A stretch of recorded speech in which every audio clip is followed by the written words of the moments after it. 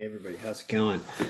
How about a week 5 review and a Monday night in progress discussion of the football games? All right, so NFL algorithms starting to do pretty interesting stuff. We start to see a lot of shades of green coming out of this, then you're really getting predictive because you're getting kind of a fuller, more complete version of what the stats are, meaning there are games that are played throughout the season. And I'm going to talk about the games in Europe, which are annoying because they're not home games. And it was confusing for this weekend's game. Whenever there's a 9:30 a.m. game, think England, think these guys have been out partying with British people all week long and not, it's not normal football.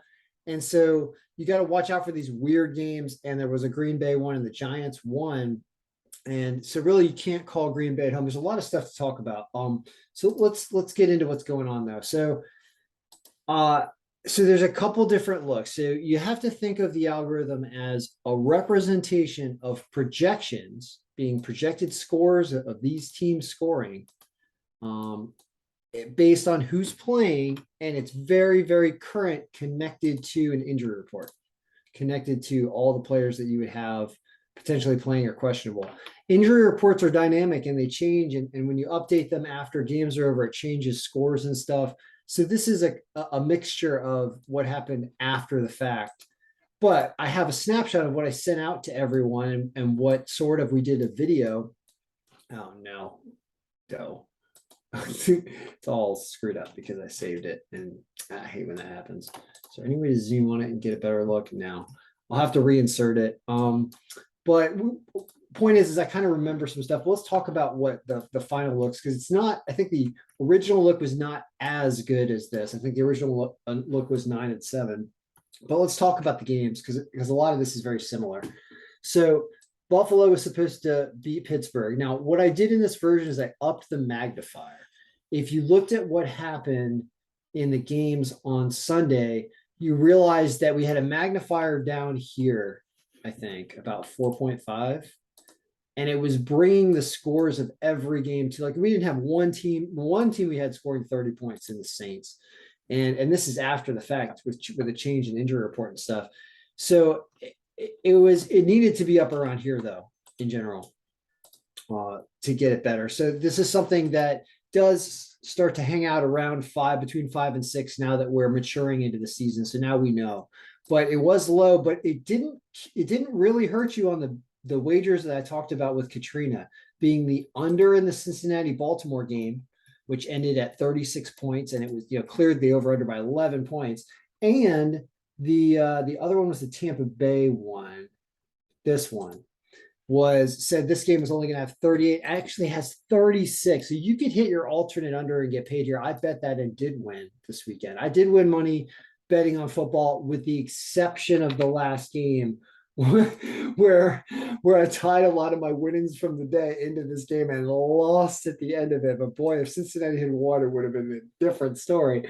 Even though they covered the spread, I didn't bet them on the spread, which is bad form. Plus 3 points even, and they covered that. A heck of a game here. Another game where we had slightly under even with this magnifier, but when you were looking at the original magnifier that we had, it was something like this.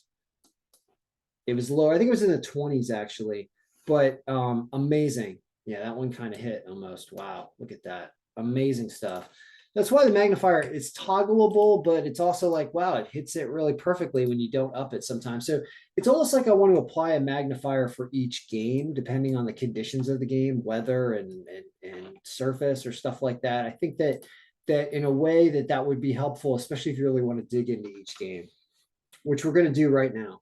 And also for people who, I mean, you're not going to, the Monday game's basically going to be over when you're watching this, but it's happening right now and it favors the Raiders, and the Raiders are up 7-0 right now.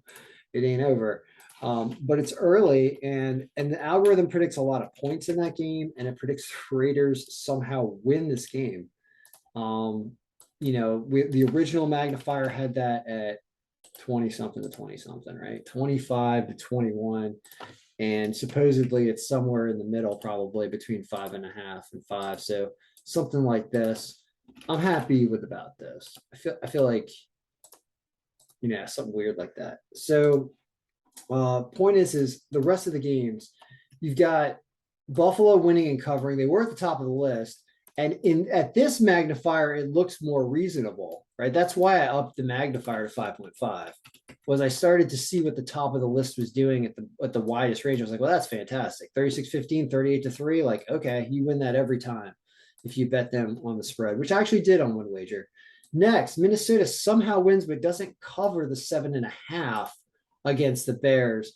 So Minnesota's a weird team like that, but at least they win. Commanders don't win it, and this one was one where the popular logic was smarter than the algorithm here. And the only thing that I can say is that, you can see that it just over predicts Washington's offense for some reason. And Tennessee, it doesn't give enough credit to because they just didn't start the season off well, but now they're starting to. So when you rerun this with new stats, I hope it would put Tennessee on top. But popular wisdom knew not to take, the odds makers knew not to take Washington here. So that's a loss for the algorithm, and we'll just see if I'll blame it on Tennessee having a bad start. Saints are so tough to predict. Now here it puts the Saints on top, but in the other version, it did not have the Saints on top because I had Seattle, and I remember Seattle was right about here, okay? So something happened injury report wise here. And also Seattle led this game in the fourth quarter and just blew it with no defense. And this is 2 weeks in a row where Seattle is involved in games that have over 70 points. Last week it was 90 some points, right? Last week's game with Seattle was here with 93 points. Yikes. So clearly Pete Carroll forgot to add defense to his team. Now, so let's but the Saints were not on top here. So this is a weird win on this sheet, but not a win if you were looking at it when you were wagering. Tampa Bay did win, and this game stayed under. This is pretty much, look that's incredible at a 5.5 magnifier. Unbelievable. Almost exactly. And Brady kneels down at the end not to kick a field goal or anything to put any more points up. Philadelphia barely beats Arizona. This game was better at a 4.5 magnifier where it was basically perfect. Yeah, it was like the alternate score in this game was what I was looking at with the defenses, which is something we should pay attention to. 2015 ends up being 2017. That's phenomenal right there. We should, as a matter of fact, forget about the money line, forget about the spread, forget about all that stuff. And we're just gonna put the alternate projections here for a second because I want to talk about what actually happened. You can see we need to go to the 5.5 magnifier though. I see how you want to toggle magnifiers back and forth. That's fairly good. The Washington game's a loss. New Orleans winning by 8 or whatever, and they win by 7. Tampa Bay almost perfect right there. That's going to be a perfect score right there. Yeah, bam. When it does that, it's just like, wow, algorithm. Just try to do that, it's amazing. Philadelphia and Arizona, also awesome. This Jacksonville game. Oh, can I complain about this? I forgot to talk about this. So this is a not nice thing to talk about, which is I was listening to this game in the fourth quarter, and Houston was coming down, and they had a 3rd and long. And one of the guys on Jacksonville ran offside, and then like Billy Madison style, or no, is it not Billy Madison? What's the movie where Adam Sandler plays the water boy? The water boy. Like you just running past the defense and sacking the quarterback for no reason when the play hasn't even started yet. Apparently that's what the announcer said. I didn't watch the play, so I don't know. But the guy that did that clearly wanted Houston to get a first down on that 3rd and long and wanted to make it, no doubt. And that is a guy that I don't want to put money on that team if that guy's on that team. I don't know his name or whatever, but that's the kind of thing I just don't know what the excuse is for that other than you were trying to give the other team a first down. And they lost that game outright, didn't score any points. So I am now logging Jacksonville as my list of teams that if they're playing a meaningless game or something, that I will never bet on them. Instead of the Jets, who won, The Jets won a hurting Miami and crushed it, paid and won that game. Yeah, still wouldn't be close. Amazing Jets. It's because they were really injured. The Jets are now a team you can bet on, and Jacksonville's not after that incident, unless that guy gets cut off the team, I think. All right, Raiders game's going on. Carolina. I don't know why this algorithm overdoes Carolina. They fired their coach at least, so they're going to do something now. But man, like why? Yeah, why are they just getting beat? At least the alternate projected score was even. So you could have stayed away from it if you looked at that. This is really important to look at the score here. Chargers and Browns. Chargers and Browns miss a field goal to win. I was listening to that game and I heard the announcer go after I just turned it on just as they go, and he shakes it wide right. And I was like, ha ha ha ha ha, because I did bet the Chargers. And I go, and the announcer goes, I just saw somebody throw a full beer from the upper deck onto the thing. I'm like, yep. Can you believe betting on Cleveland and watching them come back against bad coaching decision by the Chargers? They tried to lose and they couldn't because it's Cleveland in Cleveland. Man, oh man, I've been there, rollerbladed around that stadium. It was a good time, but man, does that team have horrible luck.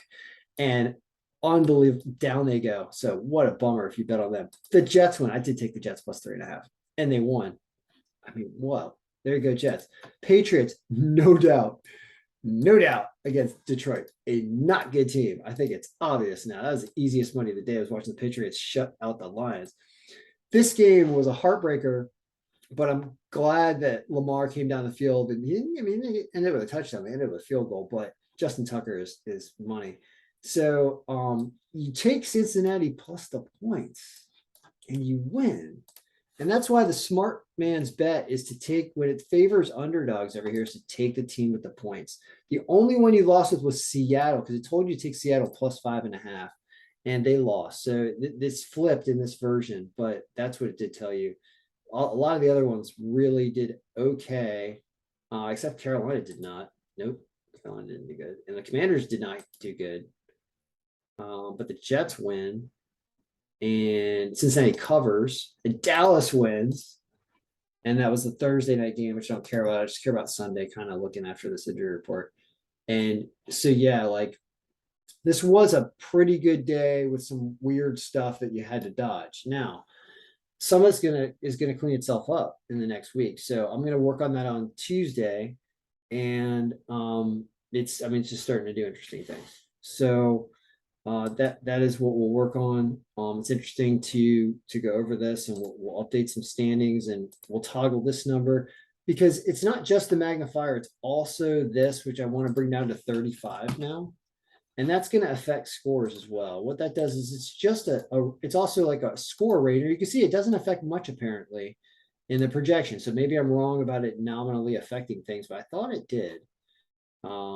Especially if you make a large change. Let's try that. Let's make this thing like 150. Let's see what happens. Do we have to do this maybe? No. Let's find out. Yeah, it does change. So the point is well, I guess close enough to 35 is apparently not doing much. So I guess we can leave it there. Because 35 for some reason is just one I found working well. And that does looks okay actually. Wow. Yeah. All right. So as for next week, until I do something, you've got these raw weird projections that are outdated and not right. Like Indianapolis is probably not going to beat Jacksonville 52-18. There's something wrong with this because it's not updated yet. But this is what the sample looked like. And I'll work on it and get it done. And I'm just going to get it out as early as possible. And you can pay for a copy and get a copy earlier, but I'm just going to do a video with Katrina or whatever. I want to get it out. I like getting these videos watch hours and just giving everybody the information, and so be it. Lines are going to change but then lines are also going to change when things change and the injury report changes and stuff that's based on time and not based on the static representation that I give you. So it's kind of like it's a moving target who has the best information. And when you get the best information, you can really make more optimal picks because it starts to look like this instead of the version that was not as good as this that was sent out. I mean, like I said, the Saints were not favored. It was Seattle that was favored. Everybody else on here, Raiders were lower. And the Giants, the Packers, I think were higher, but then when you move the Packers away and not at Lambeau because they're not home, even though the schedule said home, they were not home. I started changing those in here. I found all the games. You can see I yellow labeled them. Like there's one on November 13th. Tampa Bay is not home. They're in England. Jacksonville is not home. They're in there. Talk about a game I don't want to bet on or something weird. It's this one. Like that sounds like a mess. So anyway, it's interesting to see it as I spend a little more time with the file because the algorithm's gonna, yeah, it's gonna do some amazing things, and I think it did pretty good things. I'm pretty sure people probably won with it this week. I did as well. Like I said, except for the last game. Oh, we're definitely, it definitely won with some good stuff. And if you need to stay away from the Commanders, you're okay. But this was fishy because this would have made it a really clean day without Washington, right?